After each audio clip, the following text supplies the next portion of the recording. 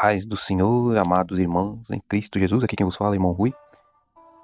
Quero aproveitar a oportunidade para trazer mais uma palavra para os vossos corações, que está em Mateus, capítulo 9, do versículo 14 ao 17, que diz o seguinte: Então vieram ter com ele os discípulos de João, perguntando: Por que nós e os fariseus jejuamos, mas os teus discípulos não jejuam? Respondeu-lhes Jesus: Podem porventura ficar tristes os convidados às núpcias enquanto o noivo está com eles? Dias virão, porém, em que lhes será tirado o noivo, e então hão de jejuar. Ninguém põe remendo de pano novo em vestido velho, porque semelhante remendo tira parte do vestido e faz-se maior a rotura. Nem se deita vinho novo em odres velhos, do contrário, se rebentam, derrama-se o vinho e os odres se perdem, mas deita-se vinho novo com odres novos, e assim ambos se conservam. Amém? Pois é, meus irmãos, os discípulos de João perguntaram a Jesus certo dia porque eles e os fariseus jejuavam muitas vezes, mas os discípulos, seus discípulos, não jejuavam. A pergunta deles refletia a mentalidade tradicional e religiosa que reinava em suas vidas, e nas vidas dos fariseus naquele tempo. Eles se esforçavam no cumprimento de rituais e liturgias cansativas e sacrificantes, na tentativa de agradar a Deus, Não sabiam nem por que faziam, Não percebendo que agiam sem discernimento e sem orientação do Senhor para aquilo, mas faziam para agradar a Deus. Então o Senhor Jesus lhe explicou que os filhos das bodas, os seus discípulos ou a igreja, não precisam jejuar enquanto o noivo, o Senhor Jesus, está presente. Isso quer dizer que quando o Senhor está presente e estamos em comunhão com Ele, não precisamos jejuar. Precisamos nos alegrar e nos regozijar com a festa das bodas. Mas quando o noivo for tirado, então os discípulos jejuarão. O jejum é um meio de graça que usamos quando sentimos falta de comunhão com o Senhor. Quando percebemos que Ele está longe por causa de alguma dificuldade ou de alguma necessidade na nossa vida.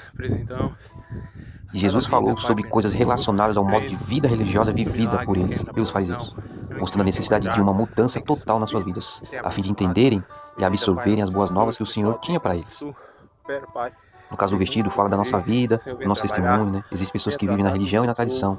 E quando conhecem o projeto do Espírito, muitas vezes, ao invés de se definir na direção do Espírito Santo, querem aplicá-la na sua religião ou tradição. Essas pessoas mesmo são chamadas pelo Senhor para uma vida nova na revelação, mas preferem permanecer na sua religião e aplicar o que aprenderam na sua igreja, tentando renovar o que é velho. Isso não funciona, porque é preciso uma mudança interior para se entender e viver a direção do Espírito Santo. É o que muitas igrejas têm feito hoje em dia. Então a tentativa de mudança meramente exterior termina por abrir uma rotura, um rótulo maior no vestido. E o vinho novo é a bênção do Espírito Santo em nossa vida. O odre, meus irmãos, é a nossa vida. Quando se coloca um vinho novo em um odre, é preciso que este seja novo também, para poder suportar a expansão provocada pela fermentação natural do vinho, fermentação do Espírito Santo na nossa vida.